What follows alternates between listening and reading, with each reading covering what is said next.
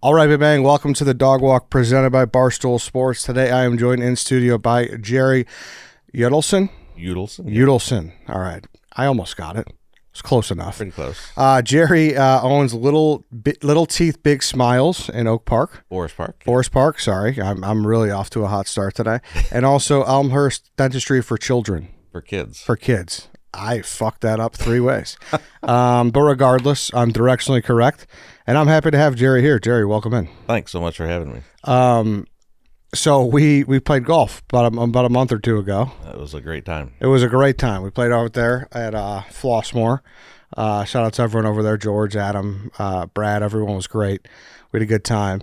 And I got to talking to you, and you told me you're a pediatric dentist. That is correct. And I'm like, you got to come on the show. And you're like, I don't think you want that. I was like, no, I do. This is what we do over here. We just talk to people about their professions. So I guess right out of the gate, how do you enjoy being a pediatric dentist? For an old guy, I still like it. Okay. I enjoy going to work every day, and I think that's what should be all about. Yeah. Okay. And so how did you choose this path? Like, did you always know you wanted to be a dentist? Yeah, it was kind of a little convoluted, but the biggest motivator, I think, for me was I had a brother that had cerebral palsy, and so I got to see the struggles of getting care for him. Most people that have disabilities, the medical end take precedent, and only then do they say, oh yeah, we have teeth and we have to take care of those. It's different now than it was back when my brother was growing up, but that's kind of what got the idea of I wanted to be a pediatric dentist. Mm-hmm. And where'd you go to school and everything? I went to UICC for undergrad many, many years ago, and then I went to Tennessee Dental School. I actually made a stop at East Tennessee State University up in Johnson City, Tennessee, and then University of Tennessee Dental School, and then I went to Indiana University for my specialty training. Okay. The school, as rigorous as people would think it is to be a dentist, yes or no?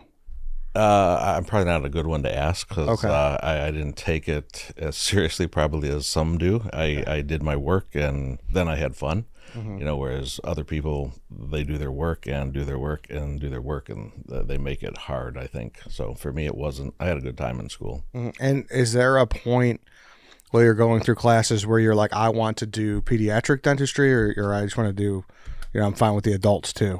In dental school, they expose you to all the different disciplines, and there's 7, I think, in dentistry.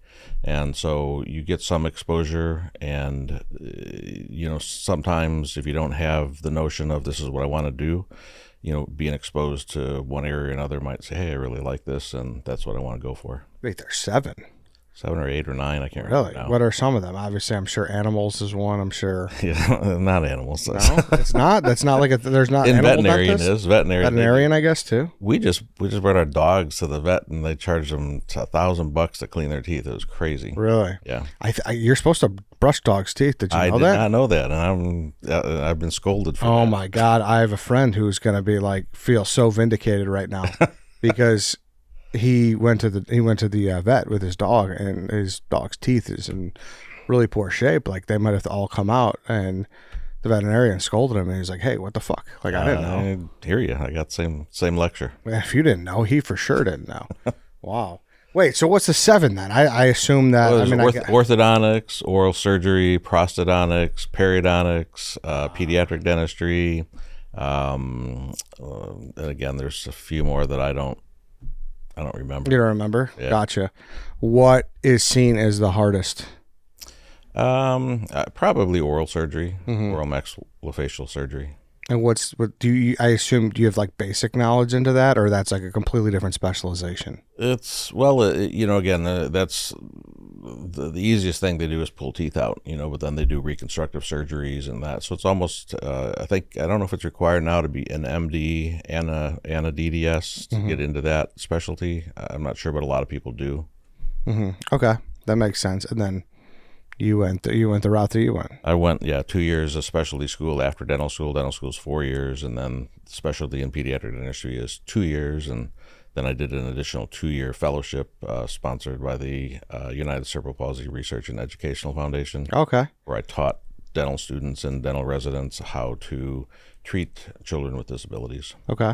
That's awesome. So do you do work with that at all now, or just you mostly just stick with pediatrics? Yeah, again, because most pediatric dentists treat the disabled. That's again the reason I went into pediatric dentistry. So we have a large basis of children with disabilities. Okay. Is that more difficult, or sometimes that maybe not? Yeah. I mean, again, children in general, behaviorally sometimes can be difficult, and then coupled with a disability, it makes it somewhat challenging. Portillo's. Did you know Portillo's has a secret menu? It's brand new and only for Perks members. 2 exclusive items are waiting for you: the loaded chili cheese fries and the triple burger stacked high with 3 juicy patties and melty cheese. These new items are only available for in-restaurant kiosks at all locations, not available for online ordering. Signing up for Portillo's Perks is free, and members get surprise offers while unlocking exclusive menu items like these. Portillo's will be updating the secret menu often with new ideas and menu hacks. What would you like to see on the secret menu? Let them know.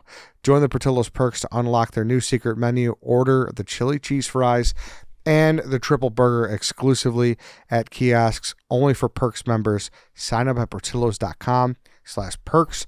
We had them in office here last week, I believe it was. People were really enjoying that triple burger and the chili cheese fries. Everyone knows their cheese fries are fantastic. A little chili on them. It's good stuff. So go try that out. Like I said, only at the kiosks. So secret menu, go check them out. Game time. There's nothing like a crisp fall night at the ballpark, but trying to get there, brutal. You're stuck in a queue. Prices jump at checkout. You're logged out mid-click. All you want to do is be in the stands, beer in hand, yelling with the crowd. The Game Time app gives the advantage back to the fans. It's a hack for unlocking amazing tickets and experiences in a few taps.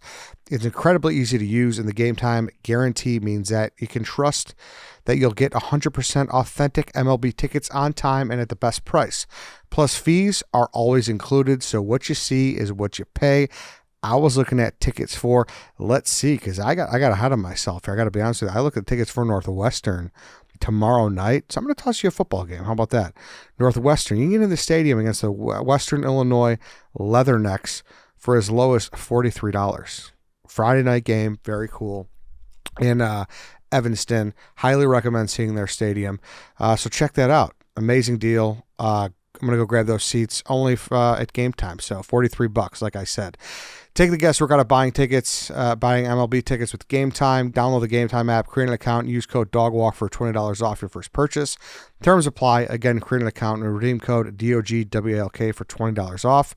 Swipe, tap, ticket, go. Download the Game Time app today. Yeah, I was going to ask, do you feel like your job is almost half like welcoming people in and making them feel comfortable, as well as having the knowledge of how to perform dentist work? Because that's so important with kids, or else they're not going to cooperate, right? Right. And so I hire people that are really good at that, because I'm really good at doing the dental work. But, and again, I like to have fun in dentistry. Again, we can do things with kids that, whereas if you were an adult sitting in the chair, they would look at you like you're kind of nuts. So, but I hire people that have that personality that just make kids so welcoming. And, looking at our Google reviews, it's always, the staff is so great, and, and occasionally the doctors are pretty good too. Wait, so what are you guys doing? You making like balloon animals so they hang out, or what? What's the secret sauce here? Just getting down on their level and making them feel comfortable. Some children have been to a few other dentists and they end up in our office, and then we just make it happen. Yeah, but that is obviously a huge focal point of the business. Is you got to make kids feel good, yeah. And more importantly, parents. Parents have to feel good. Is there anything that you've, like, besides just knowing how to talk to them, is there anything that you found that has been helpful in that realm? I mean, just the approach to doing the dentistry, like when you have to give an injection, right? Mm-hmm. Adults see the needle coming in, and so we're able to not allow them to see that coming in. So it's there's distraction, involved with that. So we're pretty good at distracting them. Now is it like loaded with iPads and TVs now? Is that? We have one 24-inch screen right above their head so they can pick whatever they want to watch. And so that helps tremendously for them. Yeah, because I don't really remember that from when I was a kid. Maybe it was around, but not at the place I went to. Not where I was. Yeah, for you, for sure. I didn't even get numb when I went to the dentist. Really? Yeah. They would just yank it out, huh? They just drill on it. And when they saw me shaking, it was like, okay, we're done now. We got to get out of here. But I don't remember it being as bad of a process as people make it believe, right? Like it just kind of go in, you put the mouth guard in with the fluoride here. Yep. That was one of the big things. And then they floss you. That they obviously use the metal pick, and that's it. And nothing has changed since that time. But I think society has changed. Yeah. Yep. And that's the big thing. So, is that something you get pushback on, or is that? Yeah, I mean, we get comments a lot, and again, it's just, then I have a great practice manager that is able to talk to people and, understand their concerns and address them. And, but it's a job to deal not only with kids, but then also sometimes with parents. What seems to be the biggest pushback on today's practice in dentistry? Again, it's hard to say. I think parents don't want to see their child upset or cry, and 2 and 3-year-olds are going to cry. I mean, not all of them, but they just are in any kind of a new situation. So, trying to explain that we'll do our best to help them along the way. And oftentimes we're able to be very successful at that, but sometimes not. And then that's when we get the pushback. Mm-hmm. And then what usually happens then? It's just like, all right, that's it. That's the appointment. Well, that's usually after the appointment. And then sometimes patients don't come back, and they go try to find somewhere else that can do what they want done. And sometimes we're able to talk to them and explain, how things will work. And our goal is to make great dental patients as they become adults, and that doesn't happen necessarily in the first or second visit when they have a lot of work to do. Mm-hmm. If you see 10 patients, how many will kind of tweak out about things? Not that many. No. 1, maybe 2, and again, your idea of tweaking out, my idea of tweaking out might be different, as being a pediatric dentist, all of my fellow dental student or dental classmates think I'm crazy for being in pediatric dentistry because their idea of tweaking out is them not wanting to open their mouth or having a tear come down their face. My idea of tweaking out is not being able to physically manage their behavior to get them to open and to complete our task at hand. Mm-hmm. So you would say your version of it about 2 out of 10? Yeah, probably 1.5, 2, something like that. That's maybe, not bad, then. But again, are we able to accomplish the work on those? Absolutely. Yeah. It feels like 80% is not too bad. No, when it comes to that. I assume kids would make more of a fuss.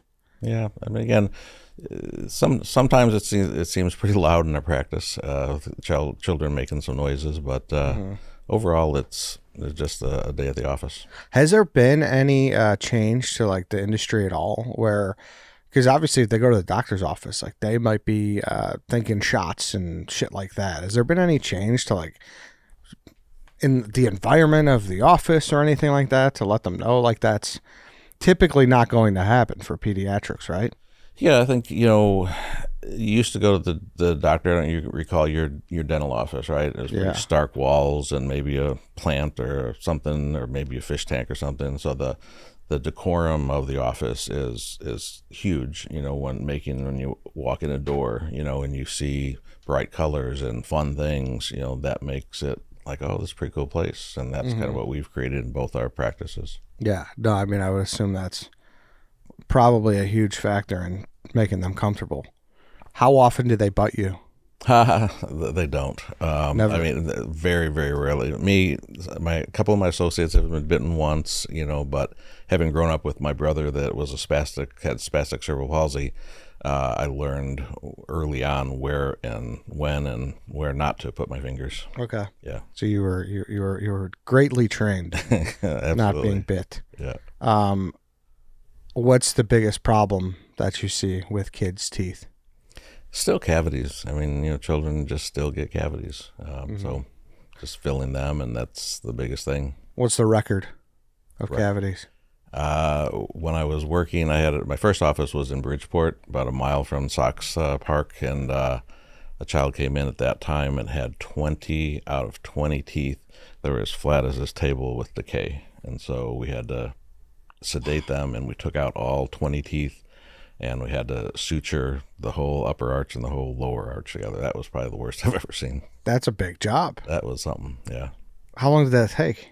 It probably took about an hour and a half, maybe. Wait, so you took out all this kid's teeth, and then you put them all back in? No, we didn't put them back in. No? We just took them out, and he was going to gum it for a few years. Whoa. There's nothing to do I don't know how old he was. I want to say he was probably like 4, something like that. Wow. Yeah, and we never got to follow up. I asked one of my professors at Indiana, because when you take teeth out, one of the things you worry about is teeth shifting and blocking the big permanent teeth come in, but he had no teeth, so you couldn't do anything. And he said, yeah, it's surprisingly that those teeth will come in like right where they're supposed to. So, but we never did get a follow-up, so I never did get to find out what happened. Wow, I feel like that's kind of a good thing though, right? Is that it's just a set of temporaries. Right. That is a good thing. They'll be fine. So it's like kind of anything that happens for you, it's like, all right, well, you'll have new ones soon. Yes. Right. Most of the time that's true. Yeah, true. Are you able to kind of tell like how kids' teeth are going to grow in? Is there any because you see kids with wildly different. Sure. One of the things, when you see a young child like 3, 4, 5 years old and has a really nice looking smile, compared to a nice looking smile, meaning teeth are nice together and straight and everything. Yep. Versus a child that has just tons of spacing, wide open spaces in his teeth. People will look at that child with wide open spaces and think, that doesn't look right.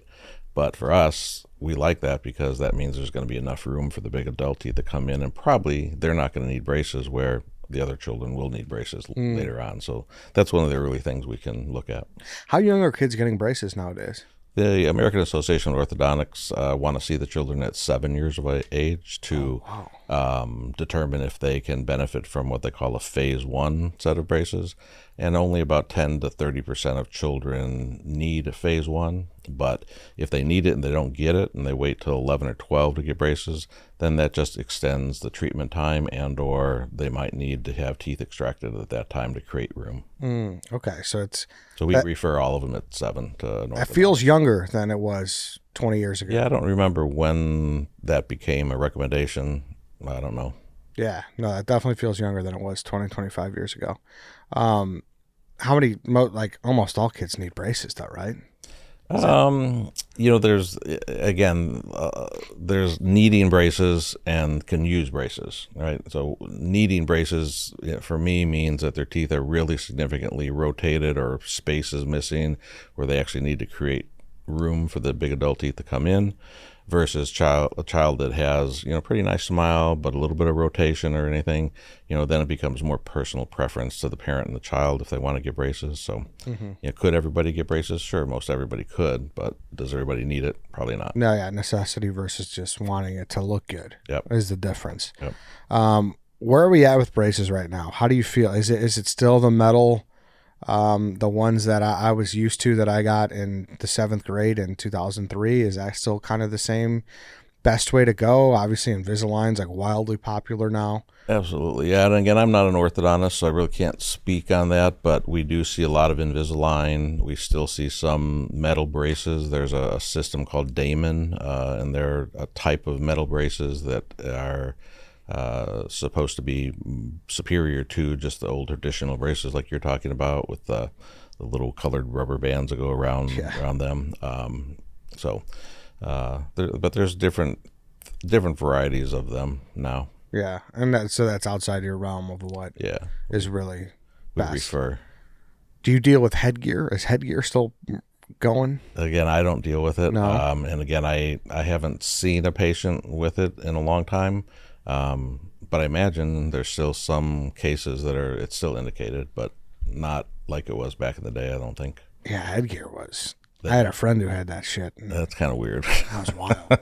They have these things called TADs, which are they kind of screw a little mini screw into your jaw, and then that can create the anchorage that they need to do the things that headgear did. So I think that, again, I may be talking, an orthodontist may be listening to this saying that guy's crazy, but I think that's what they're able to do. Okay, so we may or may not have moved past that, but Yes. we'll just keep it at that. DraftKings, NFL fans, Week 1 just became your place to play free and grow the bag. DraftKings Pick 6, an official partner of the NFL, is here with Bag Builder, a completely free way to play for a share of $1 million or more in cash. Think you can stack some cash? Here's how it works. Download the Pick 6 app by DraftKings. It's the easiest way to play fantasy using code DOGWALK. Enter for free. Just make 6 picks more or less on player stats for Week 1. That's it. It's simple. No entry fee, no catch. Want an even bigger shot? Share your link with your friends and add more cash to the bag and get bonus shots to win. As the player count goes up, so does the prize. Hit all 6 of your picks and you'll be splitting the bag that's already at $1 million or more. Don't just sit back. Get in for free. Build the bag and run it up. Download the DraftKings Pick 6 app, use code DOGWALK, opt in, and start stacking entries for NFL Week 1. Zero cost, huge upside in partnership with DraftKings Pick 6. The crown is yours. ChevyDriveChicago.com. ChevyDriveChicago.com has everything you need to shop and buy smart at your local Chevy dealer. Great styles, the latest tech. You'll look good and feel good about what you're driving. Now is the time to get into the Chevy family of EVs. Equinox EV, Blazer EV, and Silverado EV. Take advantage of all incentives today. Don't wait. Go to ChevyDriveChicago.com to find your local dealer and drive one today. It is officially Week 1 of the football season. That means you're going to need that Silverado for tailgates, okay? You'll be the hero. You'll pull up. You'll drop the tailgate. You'll have all the coolers. You'll have all the chairs. You'll be able to set up a little TV situation over there. You really can't beat tailgate season without the Silverado. So go check that out. And, hey, if football ain't your thing, the Blazer, the Equinox, the Trax, the Cruise, they got a bunch of other great options that will fit you. I promise you they have something that you will like. So one more time, head to ChevyDriveChicago.com to find your local dealer today. What candy is tearing kids' teeth apart right now nowadays? So we still do a lot of silver crowns on children's teeth. And any kind of sticky candies like annihilators are really, call them annihilators because they stick and they pull and they stick and they pull, or Starburst or those kind of things. So we recommend they stay away from those sticky kind of candies. Mm-hmm. I got to think, have you heard of this freeze-dried trend? I haven't. Oh, man, Jerry, you're going to be... I got to try it? I don't know if you should try. I don't like it personally, but you'll be making some money off of this, I guarantee it. This stuff, have you ever tried it, Emily? No, but I've seen it. They look so interesting. Yeah, it's a weird texture, but Is it candy that's freeze-dried, or what is it? It's candy, yes. Almost every big candy brand has a variety of their freeze-dried line now. It just instantly sticks into like the gums and everything. Like it's hard to get out, but it's an instant stick in your teeth for sure. So I tell parents, I don't really care how much candy your child eats, right? The most important thing is brushing right afterwards, because the acid level in our mouth kind of drops down and it stays down there in the cavity-causing realm for about 2 hours and then slowly comes back up. Mm-hmm. So if you brush right away, it may not even cross that line where cavities can be caused. But if you don't and you eat another thing in an hour and 45 minutes, it adds another couple hours onto the process. Okay. So just if you're eating this shit, just brush your teeth. And that's not a lot of fun. Yeah, you know? No, just be like, yeah, but it is an incentive. Be like, hey, if you want the candy, you got to brush your teeth. Yeah.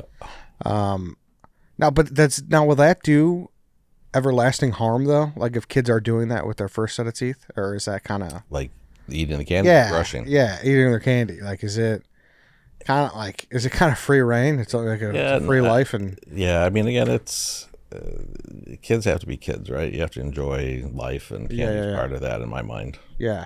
Mm-hmm. So it won't ruin them. It won't ruin them. It's like you'll be fine once your permanent set comes in. Yeah, I mean, again, we have bacteria. Everybody has bacteria in their mouths, and some are more aggressive towards cavities. And so, no matter what you do, some children are just going to get cavities. Mm-hmm. Other children genetically are lucky, and they don't have an aggressive type of bacteria. So they eat all they want and they don't get cavities. Yeah. So we can see a family of 4 and 3 have great teeth, but 1 just has a ton of cavities, and the mom is, but he does everything everybody else does. And I'm like, well, he just is genetically lucky then. Some people got a quick metabolism, some don't. It's just kind of the luck of the draw with teeth too, huh? Yep. Yeah, that's it. Is there a certain type of like brush that you recommend, or is there? We've gotten so high tech with this now. Are you an electric guy, or is it? For me, it's getting the bristles on the teeth properly, and again, I don't care if it's a manual toothbrush, an electric one, an ultrasonic one, it doesn't really matter. And there's all sorts of studies that companies put out that say, oh yeah, ours is the best, or this one's the best. And it comes down to really just getting the bristles on the teeth properly and brushing long enough, and that's really all it is. How long should it be?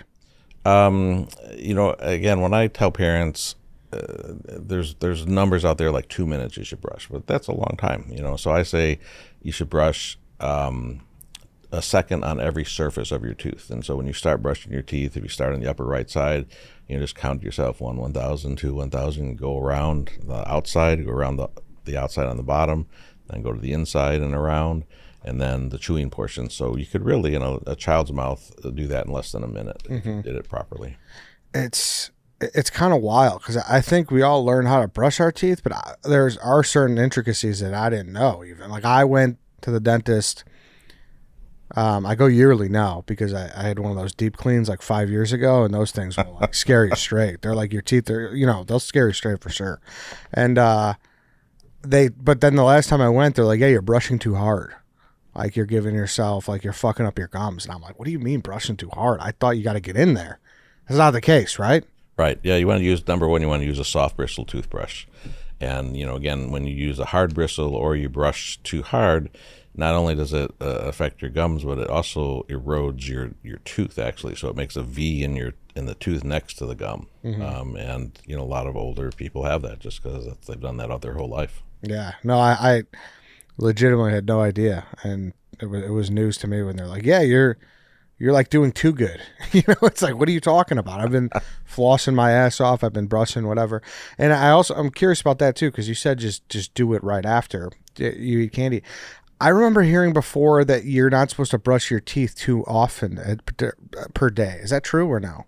The more you brush your teeth, it can erode, portions of the teeth. We're talking microns, not a lot, but after you eat, that's what they say, after meals, brush your teeth. But, I tell parents sometimes it's a struggle to brush a child's teeth. So I tell them, if you're going to struggle, if it's a struggle at home, do it once a day. Do it at nighttime right before they go to bed, because at nighttime, our mouth dries up, we decrease the salivary flow, our tongue doesn't move around, so it stays dry, and then that's when the bacteria can really start attacking. Okay. So that's the time to do it. So night is pretty crucial. Yes. Yeah. Yep. And then obviously morning's an easy sell because you morning breath. Yeah, you want to fucking make sure you got good smelling breath before you head out the door. Yeah. What about toothpaste wise? Is there anything that you're like, I think this is the gold standard? I just think that the American Dental Association, they have the ADA seal of approval on things, and so you can most of the big brands have that, and it's gone through rigorous testing, and so I think that any toothpaste, and again, fluoride is a big topic today in dentistry. Again with Kennedy and him wanting to take it out of the water. So I don't even get involved with that in my office anymore. It's just like whatever people believe, they believe. But it's been shown that fluoride does help prevent decay. So I'm a big proponent of it. So with toothpaste, a fluoride toothpaste is key in my mind. We see children that don't use fluoride and they get cavities in between the teeth, where that's the most common on smooth surfaces when fluoride's not involved. So flossing should be done first. That cleans all that plaque out in between the teeth, and then brushing with that fluoride toothpaste, that foam goes in between the teeth and strengthens those areas right where they touch one another. What's the argument against fluoride then? I seriously haven't paid any attention to it. I just know Kennedy just thinks it's I don't know. I really don't know what he thinks, but he thinks it's not right. No, I know, but it's become a divisive topic for sure. It has. Are you finding people coming into your dentist now and like parents being like, "Hey, this is what we're doing"? Mm-hmm. Yeah, absolutely. Is it? I'm like, more common or less? Or like it's a little bit more common. It's not like a huge topic. We don't get a lot of pushback on it, but when we do, we're like, okay. I mean, that's great. If that's the decision you have for your family, no problem. I can only tell you what we have seen, what the research shows, and if your child gets cavities, that's probably why. Mm-hmm. Yeah, because that's the whole thing when it comes to drinking water and all this kind of thing. It's fluoride has become a hot topic, a very hot topic, because that's the shit that you would put in the mouth guard, right? And you would is that right? It used to be the way they did it a long time ago. They would do that. Some people still do that. They don't do it that way anymore. Now they have a fluoride varnish, so you just paint it on the teeth. And you can eat right away. Like before then, you couldn't eat for 30 minutes and you couldn't rinse or whatever. This fluoride varnish, you paint it on and kids can eat and drink right away. It was always kind of gross, the mouth guard. It wasn't a lot of fun. Yeah, but then they got like pretty good flavors at the end, right? Like there was like a bubble gum, I remember, I think. Yeah. And but it wasn't bad. Like it's just kind of. It's kind of. I mean, again, you got to sit there for I don't remember how long, 5 minutes or whatever it was, and bite into that thing and have little suctions because your saliva's kind of drooling out. Yeah. So it wasn't a lot of fun back then. You ever just pop one of those in once in a while in the office? Not really. Like when nobody's looking now. Yeah, when nobody's looking, it's like, I'm gonna get my fluoride in. I'm gonna go for a little walk with a mouth guard in. Yeah. No. Wow. So that's definitely an advancement that's probably made things easier. That kids don't got to go through that. It is. It's a lot easier for the kids, I think. Because what was that mouth guard in for? Like what? At least I want to say 5 minutes, but again, it's been a long time for me. Again, I'm old and I don't remember, but I think about 5 minutes. Yeah, that sounds about right. And then you couldn't eat for a half hour after. Yeah, that's right. What's the? We still got highlights magazines in those waiting rooms, or are they still kicking, or no? COVID got rid of a lot of things. So we used to have magazines all over the place. COVID came in, and we just took them out, and we never put them back in. Oh man, that was a staple at the dentist office. Yep. I mean, but granted, like they got iPads and shit now. Right. That's all that we had. And TVs, so they're occupied with what they like to do now. Yeah, and there was all those like, I don't know what you even call that toy, but it's like a bunch of blocks on like a little wire. Yes, exactly. Yeah. Yes. We have a couple of those little things attached to the wall. Again, COVID, we had to take all those down, and all the touch things, we had to take those down, but we put some of those back up. Fox One. On Fox One, you can stream your favorite live sports so you never miss those Did You See That moments. That means Fox NFL Sundays, college football Saturdays, and the MLB postseason is all in one place. Fox One is built for live, edge-of-your-seat plays, jaw-dropping highlights, the kind of moments that make you shout in your living room like you're at the stadium. In sports, news, entertainment, all streaming live the way it was meant to be watched. It's also the best way to stay locked in on your action, whether you're sweating your fantasy matchup, tracking a parlay, or just riding the chaos live as it happens. Start your 7-day trial free today. Offers are subject to change. Go to Fox One for complete terms and conditions.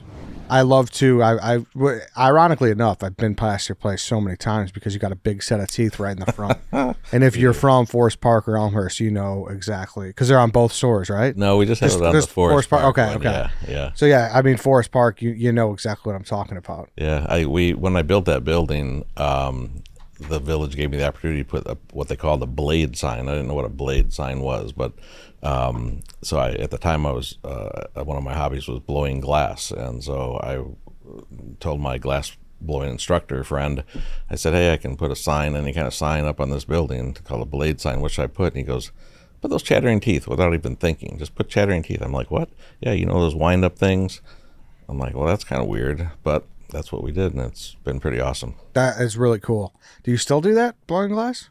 I haven't done it in a long time, but it's kind of like riding a bike. You could just kind of pick it up again. Yeah. It's a great studio on the block next to us right here. Is there? Yeah, I've had the guy in before, and we got in there one day. We filmed a video of us making shit, made a cool ashtray for a cigar. Yep. Yeah, it was actually really cool process. Yeah, I loved it. I saw WTTW show on it one time, Julie, I think it was, and I thought, man, if I could ever do that, I think I'd love it. And I had a assistant that was going to the Art Institute, And she came in with this flyer, said, hey, there's a glass blowing class.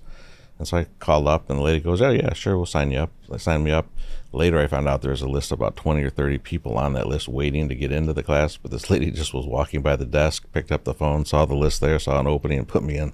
So that's how I got to do it. And that's awesome. this was a studio up on Ashland and Cicero. Oh, nice. Or no, not Ashland, Cicero and I forget now where it was.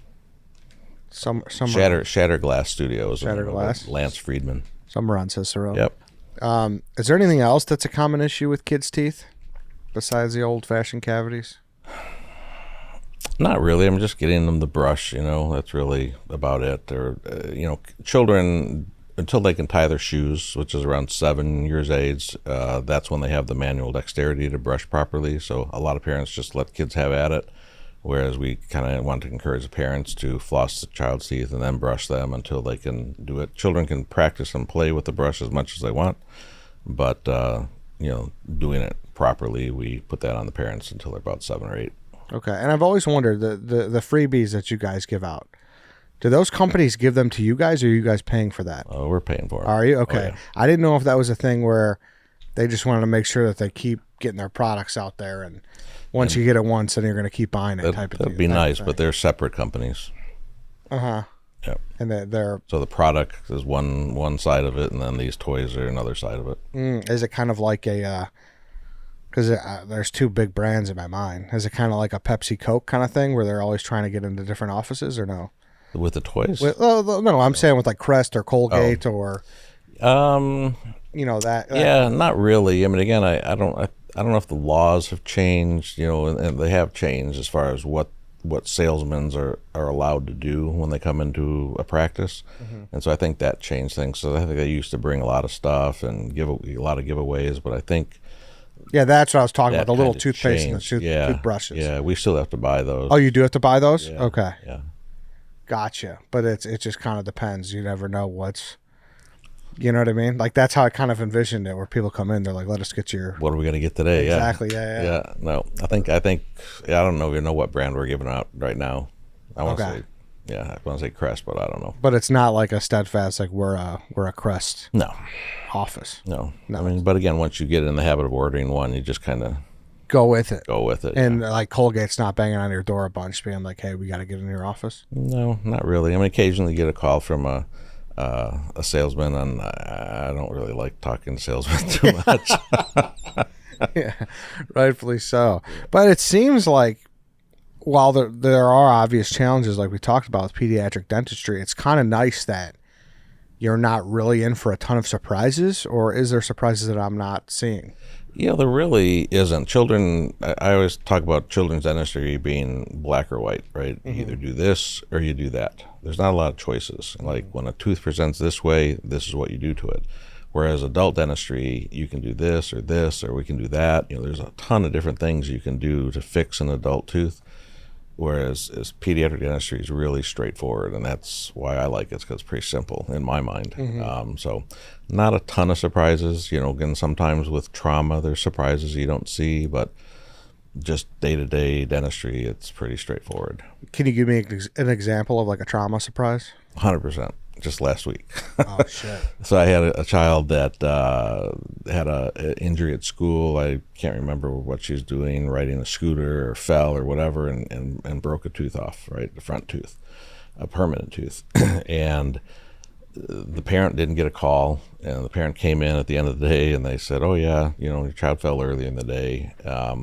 And so then they came to our office, and then they had to go get a root canal done, and then once that was done, then they came back to us to fix it. So I went in there, and usually those are pretty simple because the tooth has already been treated with a root canal. You don't have to numb it. You can just restore it and make it look nice again. And so I went and I looked at it, and the part of the tooth that's on the roof of the mouth, it just didn't look right. That's called, sometimes children have these little bumps on the back of their front teeth called a cingulum. And that cingulum just didn't look right, and so I took an Explorer just to touch it, and it kind of moved. And I was like, that's not right.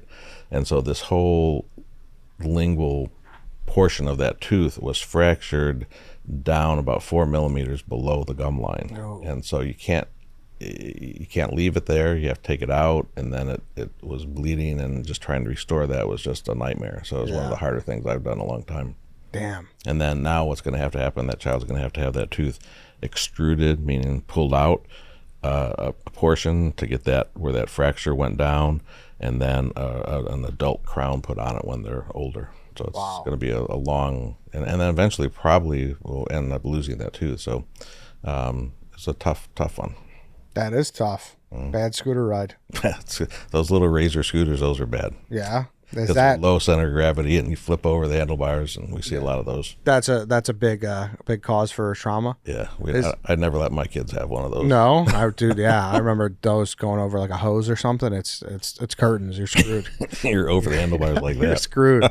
Is there anything else that you could say like that? Like I read recently that orthopedics right now they're basically they're buying beach houses based off of people playing pickleball at this point. I've heard that too. I've heard, yeah. like 60. I won't go playing pickleball, and I'll be 68 next month, so no pickleball for me. Yeah, we'll stick to golf. Yep, 100%. But is there anything besides razor scooters that it's like I see so many kids in here because of this?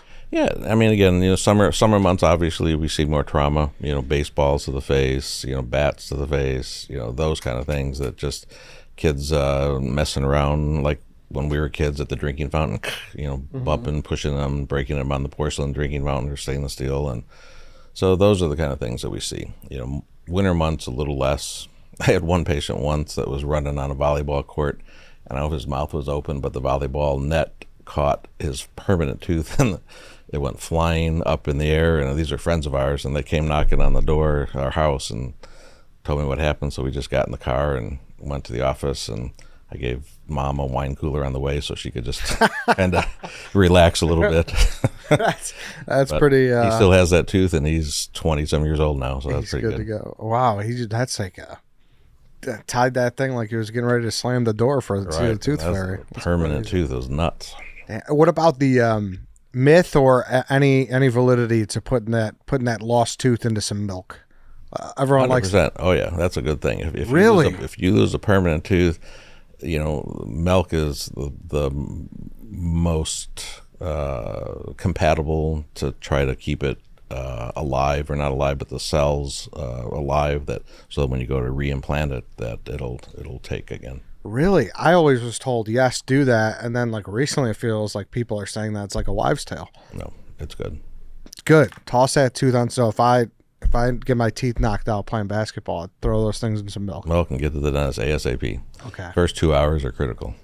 First 2 hours. Yep. All right. So that's the timeline. Yep. Get to the dentist and make sure you get those teeth in there. One thing that we see too, we see a lot of children have accidents and with their teeth, nothing else, but they go to the emergency room. The emergency room, they sit there for a couple hours, and then they finally look at them, and they say, okay, go see your dentist. And so they waste a lot of that time. But if they had gone to their dentist, or called the pediatric dentist, because we see a lot of that trauma, we can see them. We have 24-hour call, and we would come in at any time to see them. So, okay, so that does exist. Yeah. Because I didn't know. I mean, I thought that was just an advantage of being your friend who hit the volleyball net where you could hop in. Yeah, no, we have. My staff takes calls, so they triage all the calls that come in, and if it's something that warrants me, they'll have the parent take a picture of whatever was going on, send it to me, and I'll that needs to be done, or no, that can wait till the next day. Okay, so hypothetically, you could get a call right now and be like, hey, we need your kid. Well, I'm not working right now, but my staff would. Yeah, yeah, they would be like, hey. Yeah, I have 7 associates in my practice, and I take call all the time. I'm in Chicago, so when I'm out of town somewhere, then they will agree to take call. So okay, it's covered all the time. Wow. All right, this has been very interesting. Is there anything we haven't got to that's particularly? About dentistry? Not at all. No, not at all? Not that I know of. No. You're saying we covered it all. Yeah. That's it. You too. Now you could be a pediatric dentist. Look at that. That's it. I don't have to go to Tennessee or Indiana. No. Even though I would like to. Yeah. That was probably a good time. But I say, again, anybody that's listening to this, have kids, come see us in Forest Park or Elmhurst. I'd love to have you. Yeah, of course. Is there like a website or... We do. It's the Elmhurst Dentistry for Kids, .com or kidsdentistforestpark.com. Perfect. Go see Jerry. Tell him you heard him on the podcast. Tell him he did great. He's a good golfer too. So shout out to Mitch Koss, right? Yeah, shout out to our guy Mitch too. Yep. He played with us as well. Absolutely. So yeah, it was great having you in, and we could wrap this up if there's nothing else. No other crazy stories you got? Well, I will tell you one final one. All right. Love it. So a bonus story. When I was a resident, the first time I ever had a child throw up, and so I'm sitting in the chair. The child's, I don't know what we were doing to him. I think we're maybe taking an impression or whatever, but he throws up, and I look on the floor, and I see what looks like a swollen saltine cracker, a full swollen saltine cracker. And my first reaction was, dude, how did you swallow that thing? And then I realized, well, you can't swallow a whole cracker. It was ravioli he had for lunch. So he just downed the whole ravioli, and up came there, sitting on the floor upside down. So that was the craziest thing I've ever seen. We thought it was just a puffed up cracker. Just a wet. It had the little, the diagonal things around the corner. Yeah. So that kid probably swallowed that ravioli whole, huh? Yeah, for lunch, and came in right after that. Maybe that was during that fluoride too. Maybe that's what it was. I don't know. Maybe. Well, out of 10 kids, how many puke? 0.2. Okay, so many. Very low. Yeah. Kids puking, and it's probably just like usually due to laughing gas, nitrous oxide. If they breathe out a little bit too long or too much of a high concentration, then you can get nauseous and throw up. So. And that's when you put them to sleep? No, that's just something that helps relax them a little bit. Do you do anesthesia? We do. We do IV sedations with a company called Pediatric Dental Anesthesia Associates. Dr. Luke is great. Because that's a totally different thing, right? You got to bring him in to do that. He comes in and with a nurse and all of their equipment, and they put the child to sleep, and then they say, okay, doctor, we're ready for you. And then I go in and I sit down and I do all of the work that child needs. And that could be an hour or 3 hours of actually sitting there working on that child. So, and we do that once or twice a month. We'll do a full day of sedations. Mm-hmm. And it's just, that's one after another. Yep. Popping in. Can you tell when people need their wisdom teeth out? Like, is there a warning sign? Yeah. I mean, again, when we take an x-ray called a Panorex, which is a big, full x-ray, you can see the upper jaw, the lower jaw, everything. And you can see where those are pointed. And, my oldest son has his pointed sideways going into the tooth in front of it. So he needs them out, but he's not going to get them out anytime soon, whenever he decides he wants to get them out. Yeah. So, but you can see when there's not enough room for them, or they're just coming in the wrong way. Yeah. Yeah. All right, there we go. We got some bonus questions in there for you. Jerry, you're the man. Thank you so much for coming in. Thanks, Eddie. Go check him out one more time. What's the website? One is Elmhurst Dentistry for Kids .com, and the other one is kidsdentistforestpark.com. Awesome. Jerry, thank you. Thank you. Appreciate it, man. All right, that's it, everyone. Thanks for listening. Thanks for watching. We'll see you next time.